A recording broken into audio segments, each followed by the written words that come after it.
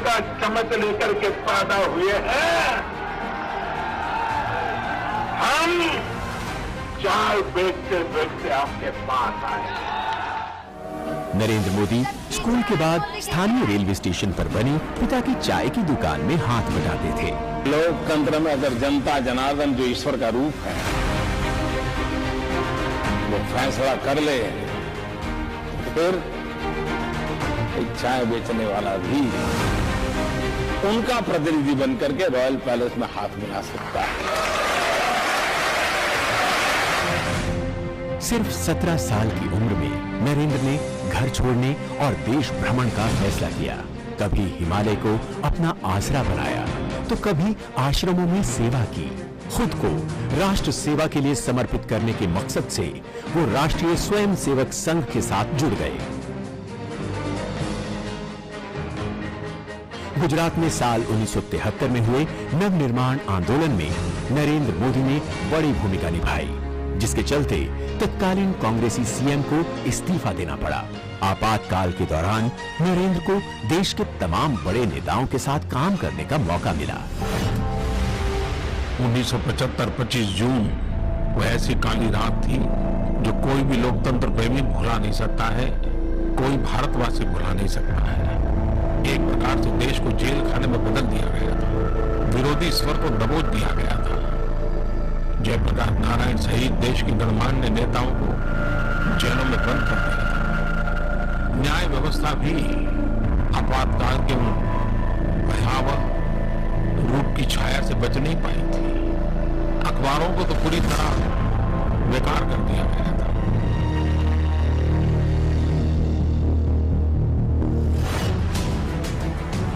साल 1987 में उनको भारतीय जनता पार्टी के साथ काम करने का आदेश मिला।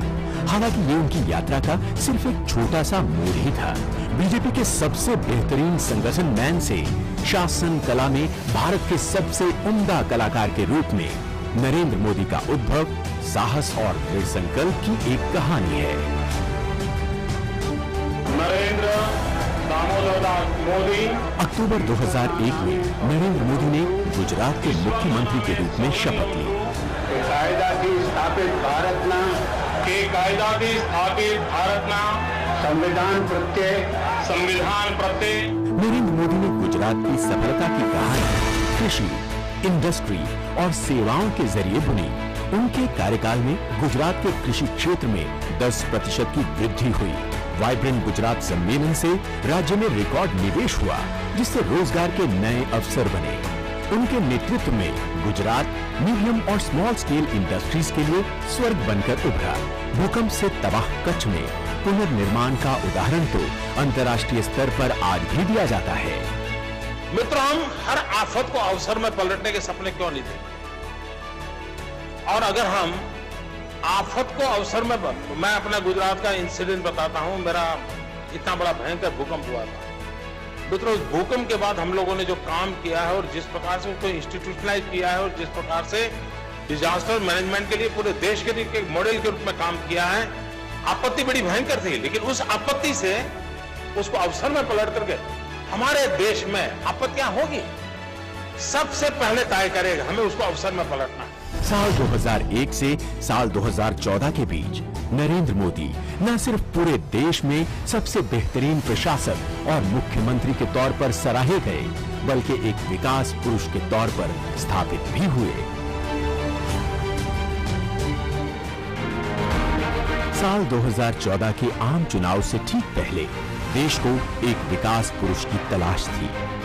तलाश उस प्रशासक की थी जो भ्रष्टाचार पर प्रहार करे, देश को अलगाववाद और आतंकवाद से मुक्ति दिलाए।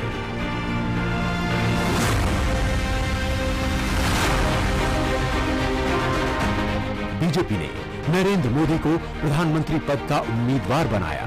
विकास का गुजरात मॉडल पूरे देश के सामने था। इस बार के चुनाव में एनडीए 300 से ज्यादा सीट पाएगी और स्पष्ट बहुमत के साथ भारतीय जनता पार्टी के नेतृत्व में एनडीए की सरकार होगी और श्री नरेंद्र मोदी देश के अगले प्रधानमंत्री होंगे।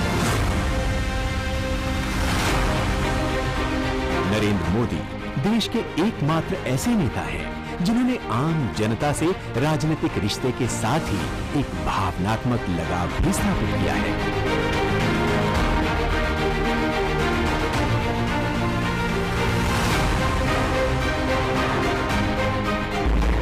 ये मेरा सौभाग्य है कि मैं हिंदुस्तान से 400 के अधिक जिलों में रात्रि मुकाम करने का मुझे सौभाग्य मिला, लोगों से मिलने का सौभाग्य मिला।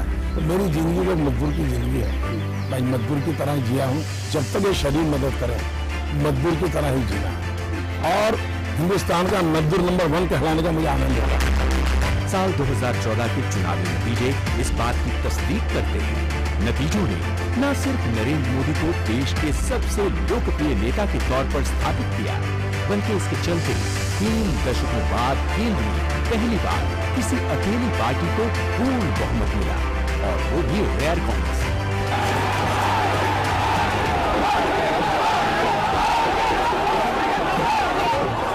लोकतंत्र के सबसे पवित्र मंदिर में शीश झुकाकर उन्होंने संदेश दे दिया कि लोकतांत्रिक मूल्य उनके लिए सर्वोपरि है।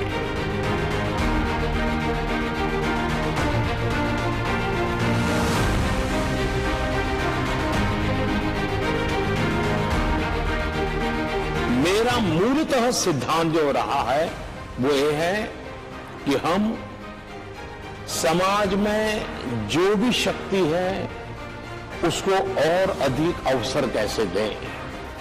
हम एक ऐसा इकोसिस्टम तैयार करें ताकि उसको कुछ साहस करने का मन कर जाए, कहीं रुकावट आ जाए तो उसको हाथ पकड़ के निकालने वाला कोई मिल जाए। मैं जब चुनाव लड़ रहा था तो मैंने देशवासियों को कहा था कि मेरे पास अनुभव नहीं है, मुझसे गलतियां हो सकती हैं, बद इरादे से गलत कभी नहीं करूंगा।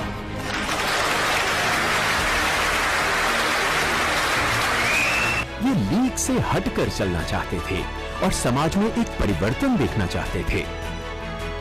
महिला हो या गरीब, किसान हो या नौजवान, सबके कल्याण के लिए प्रधानमंत्री लगातार बिना थके बिना रुके एक के बाद एक वो फैसले ले रही है जिससे बन रहा है भविष्य के भारत का मजबूत आधार। किसानों के लिए कृषि कानून बनाने और उनकी आय दोगुना करने के लिए प्रधानमंत्री की प्रतिबद्धता अतुलनीय है और वो इसके लिए सभी जरूरी कदम उठा रहे हैं। किसान को आधुनिक सुविधाएं देना, छोटे किसानों को संगठित करके उनको बड़ी ताकत बनाना, किसानों की आय बढ़ाने के प्रयास निरंतर जारी है। मोदी सरकार लगातार एक्शन मोड में नजर आई है। 24 घंटे 7 दिन की कार्य संस्कृति और एक hard task master PM Modi ने दिखा दिया। ईमानदारी से कोशिश की जाए तो मौजूदा व्यवस्थाओं के जरिए ही बड़े लक्ष्य हासिल किए जा सकते हैं। मेरी सरकार का एक ही धर्म है, इंडिया फर्स्ट। मेरी सरकार का एक ही धर्म है, भारत का संविधान। मेरी सरकार की एक ही भक्ति है, भारत भक्ति। मेरी सरकार की एक ही पूजा है, 125 करोड़ देशवासियों का कल्याण। मेरी सरकार की एक ही कार्यशैली है, सबका साथ सबका विकास। और इसलिए हम संविधान को लेकर के, संविधान की सीमा में रह करके देश को आगे बढ़ाना चाहते हैं। 2020 में दुनिया पर जब कोरोना महामारी का खतरा आया तो भारत भी इस विनाशकारी बीमारी की चपेट में आया। लेकिन इस दौर में प्रधानमंत्री मोदी ने आगे बढ़कर देश का नेतृत्व किया और वो कर दिखाया जो दुनिया की बड़ी से बड़ी शक्तियां नहीं कर पाईं। सही समय पर लॉकडाउन के फैसले के बाद तमाम स्वास्थ्य सुविधाओं के जरिए हर नागरिक को कोविड से बचाने का पीएम ने जो संकल्प लिया, उसकी दुनिया ने सराहना की। आज भारत दुनिया के उन देशों में से है जो अपने ज्यादा से ज्यादा नागरिकों का जीवन बचाने में सफल रहा। जिस देश में विश्व की 18% आबादी रहती है, उस देश ने कोरोना पर प्रभावी नियंत्रण करके पूरी दुनिया को, मानवता को बड़ी त्रासदी से भी बचाया है। कोविड की जंग में सबसे बड़ा हथियार बना कोविड का टीका, और इस काम में भी देश को पीएम मोदी की दूरदर्शिता का फायदा मिला और भारत ने बेहद कम समय में 2 वैक्सीन तैयार करके विश्व मंच पर फिर अपना लोहा मनवाया। आज हालात ये हैं कि बेहद कम समय में भारत ने 75 करोड़ से ज्यादा टीकों की खुराक देकर विश्व रिकॉर्ड कायम किया है।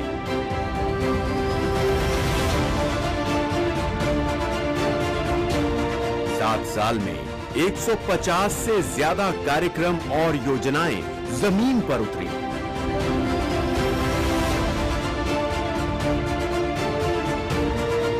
हमारे लिए रिफॉर्म का मतलब है रिफॉर्म नीति आधारित हो, टुकड़ों में नहीं हो, होलिस्टिक हो और एक रिफॉर्म दूसरे रिफॉर्म का आधार बने, नए रिफॉर्म का मार्ग बनाए।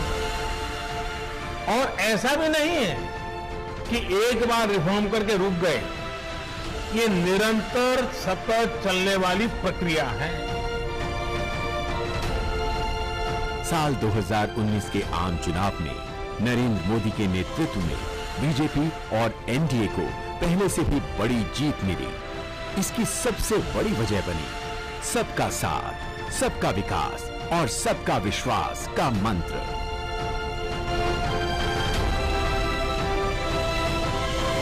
मत बैंक की राजनीति से ऊपर उठकर देश के लिए फैसला करने का जिगर चाहिए था, और वो जिगर हमारे प्रधानमंत्री नरेंद्र मोदी। आर्टिकल 370 हटाने को लेकर मिली संसद की इस मंजूरी से पहले शायद ही किसी को यकीन था कि ऐसा कुछ देश का नेतृत्व तय कर सकेगा। आर्टिकल 370 और 35A ने जम्मू कश्मीर को अलगाववाद, आतंकवाद, परिवारवाद और व्यवस्थाओं में बड़े पैमाने पर फैले भ्रष्टाचार के अलावा कुछ नहीं दिया। लेकिन जिस तरह से अपने दूसरे कार्यकाल के इस सबसे बड़े फैसले को मोदी सरकार ने हैंडल किया और तमाम आशंकाओं को खारिज किया, उसके बाद हर कोई यही कह रहा है कि मोदी है तो मुमकिन है।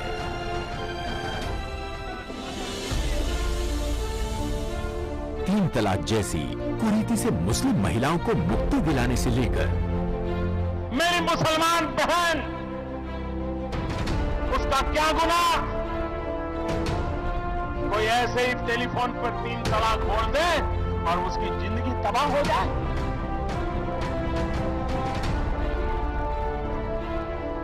क्या मुसलमान बेटियों के हकों की रक्षा होनी चाहिए कि नहीं होनी चाहिए?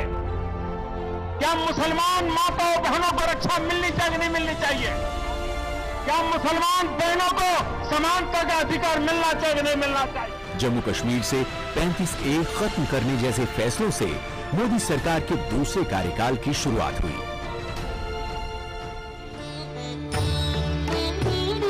राम काज किनु बिनु मोहि कहां बिसरा।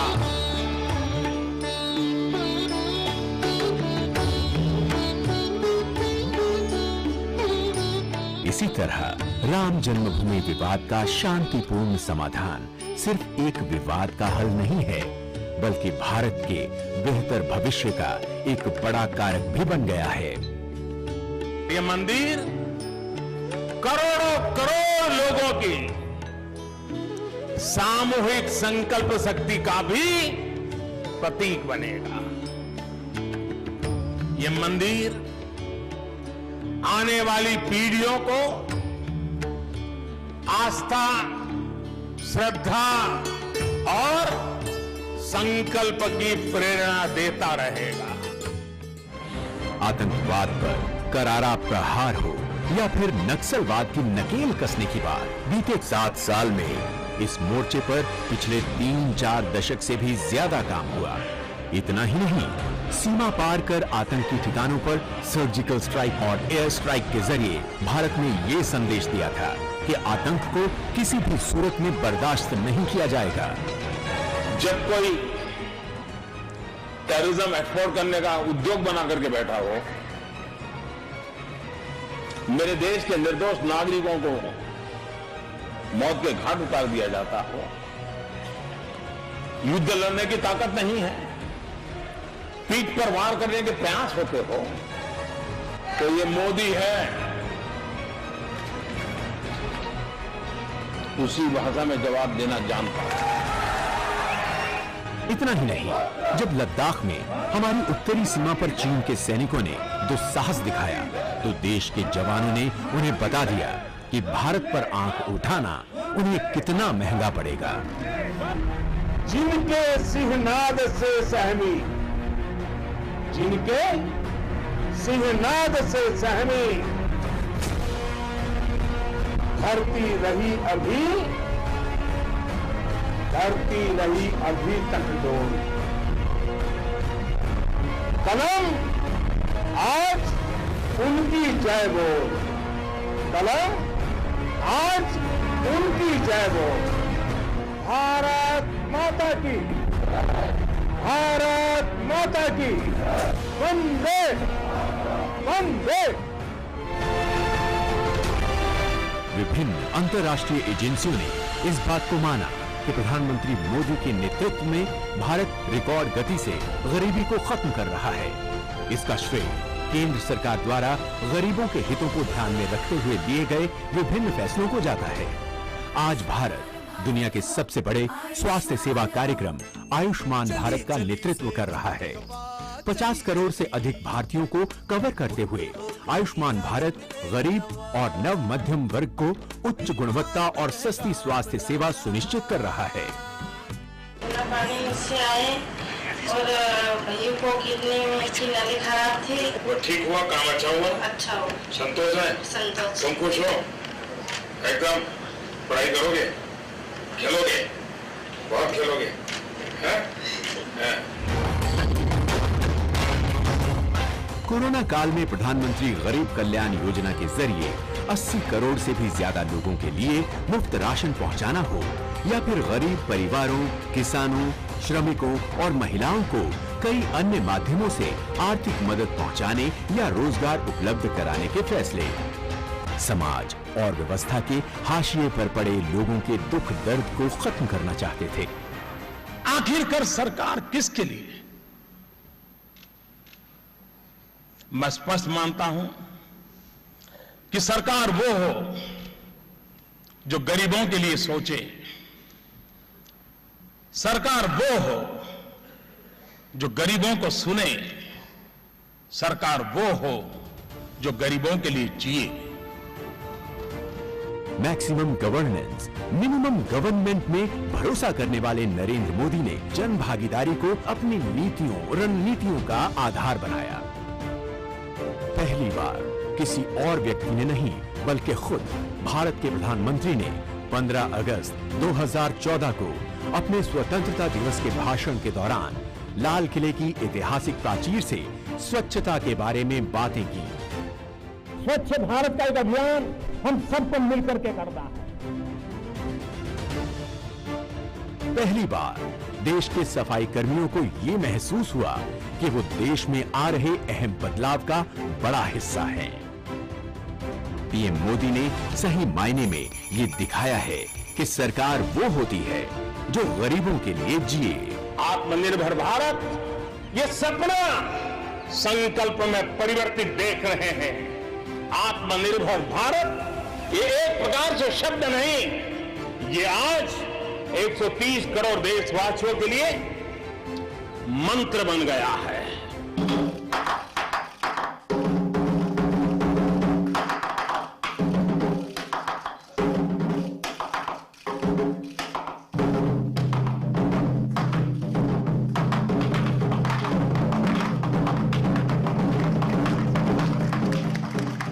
नरेंद्र मोदी की विदेश नीति की पहल ने दुनिया के सबसे बड़े लोकतंत्र की वास्तविक क्षमता और भूमिका को महसूस किया है। आंख झुकाकर भी मत जियो, आंख दिखाकर भी जीने के सपने मत देखो। हमारी कोशिश होनी चाहिए आंख मिला करके देखो, आंख से आंख मिला करके देखो। आप में इतना हौसला होना चाहिए और 125 करोड़ देशवासियों का अगर आपके पीछे बल है और दुनिया की एक महाशक्ति बनने की संभावना पड़ी है, तो उस भारत को डरे मरे घबराए हुए जीने की क्या जरूरत है। अंतर्राष्ट्रीय योग दिवस मनाने के नरेंद्र मोदी के आग्रह को संयुक्त राष्ट्र में जितना जबरदस्त समर्थन मिला, वो बीते कई वर्षों में किसी प्रस्ताव को नहीं मिला था। आज विश्व मंच पर भारत की बात सुनी जाती है। इस विषय में भारत क्या सोचेगा, ये आज दुनिया को पहले सोचना पड़ता है।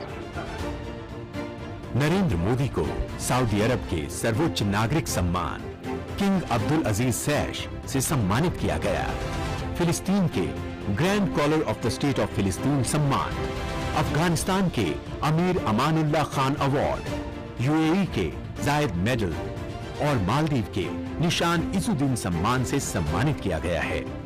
2018 में प्रधानमंत्री मोदी को शांति और विकास में उनके योगदान के लिए प्रतिष्ठित सियोल शांति पुरस्कार दिया गया। ऐसा है वडनगर से विश्व मंच तक का सफर।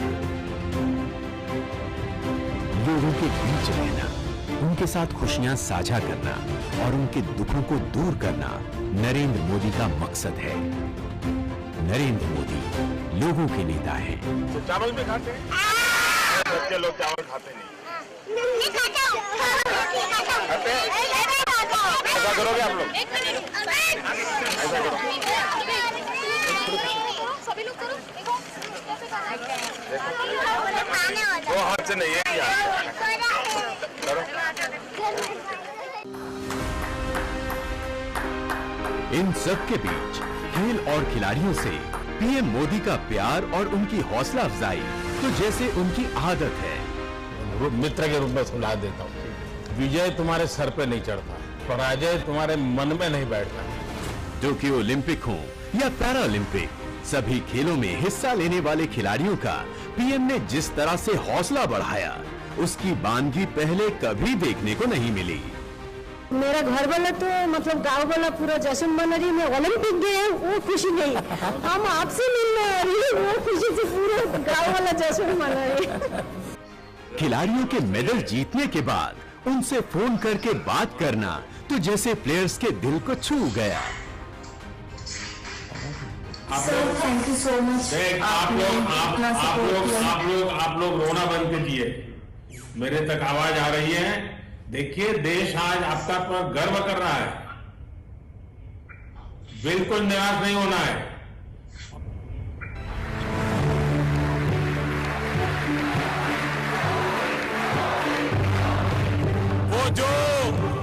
वो जो मुश्किलों का अंबार है, वो जो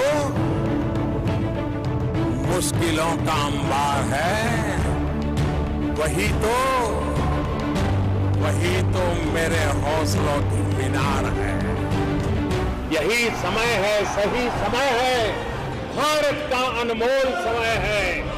असंख्य भुजाओं की शक्ति है, असंख्य भुजाओं की शक्ति है, हर तरफ देश की भक्ति है। तुम उठो, तिरंगा लहरा दो, भारत के भाग्य को फहरा दो, भारत के भाग्य को फहरा दो।